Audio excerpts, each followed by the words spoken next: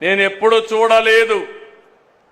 నేను అధిక అపోజిషన్లో ఉంటే అసెంబ్లీలో మా మిస్సెస్ను కూడా తిట్టే పరిస్థితికి వస్తే ఎంత నేను బాంబులకు కూడా భయపడలా, క్లేమోర్ మైన్స్ కూడా భయపడలేదు. 23 క్లేమోర్ మైన్స్ నా మీద ప్రయోగించినప్పుడు సాక్షాత్తు నన్ను కాపాడింది వెంకటేశ్వర స్వామి దిగొచ్చి కాపాడాడు. అలాంటి నేనెప్పుడు కూడా వెంకటేశ్వర స్వామి మా ఇంటి దైవం. నేనెప్పుడు మా ఇంటి నుంచి చూస్తే వెంకటేశ్వర స్వామి నామాలు కనపడస్తాయి మంగాపురం ఆ సైడ్ నుంచి. అలాంటి వెంకటేశ్వర స్వామికి అపచారం చేసే పరిస్థితి ఈ మధ్యలో మీరు చూస్తున్నారు.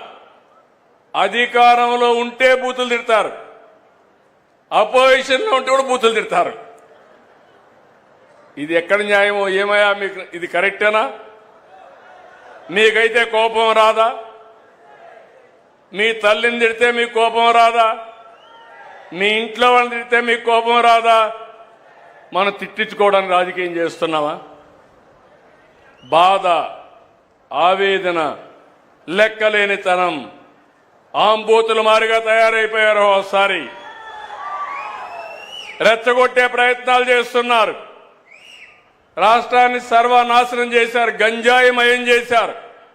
నేను ఆ రోజు మీకు చెప్పాను ఒక మాట, నేను అన్ని సమస్యలు పరిష్కారం చేస్తాను కానీ గంజాయికి అలవాటు పడిపోతే అది ఒక వ్యసనంగా మారితే వాళ్ళని మార్చడం చాలా కష్టం అని చెప్పాను, మీకు జ్ఞాపకం ఉంటుంది.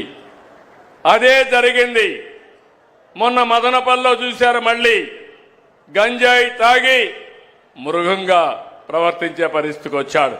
నేను ఒకే మాట చెప్పాను, ఎవడైనా సరే ఈ రాష్ట్రంలో మత్తు సేవించి తద్వారా మానవత్వాన్ని పోగొట్టుకుంటే ఆడబిడ్డల జోలుకొస్తే అదే మీకు చివరి రోజు అవుతుందని ఎన్నోసార్లు చెప్పాను.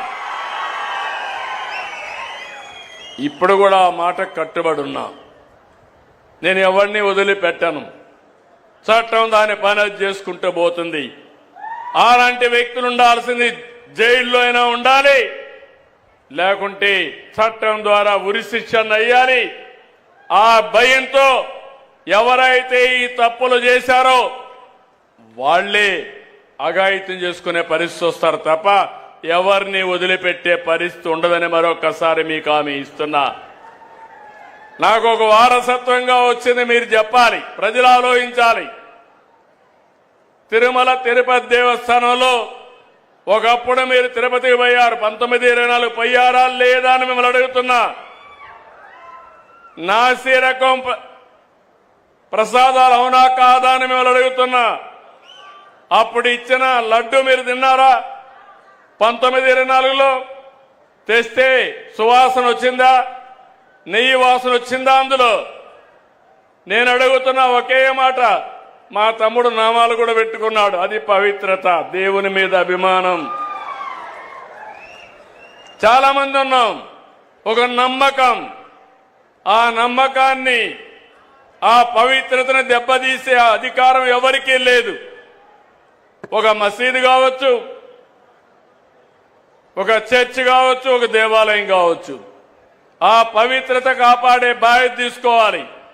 అలాంటిది అపవిత్రం చేస్తే నేను ముఖ్యమంత్రి అయిన తర్వాత నేను ఇచ్చిన హామీ ప్రకారం రెండో సంతకం ఆఫీసర్ వేసింది తిరుమల తిరుపతి దేవస్థానం ఈవోగా వేసి శ్యామలరావుని ప్రక్షాళన కార్యక్రమానికి ప్రారంభించా.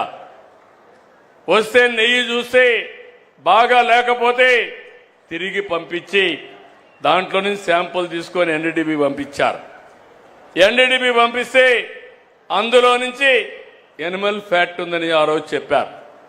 అది చెప్పిన తర్వాత నేను ఆలోచించి సాయంత్రానికి నాటకాల రాయుడు మాట మార్చేశాడు. తండ్రి లేని బిడ్డను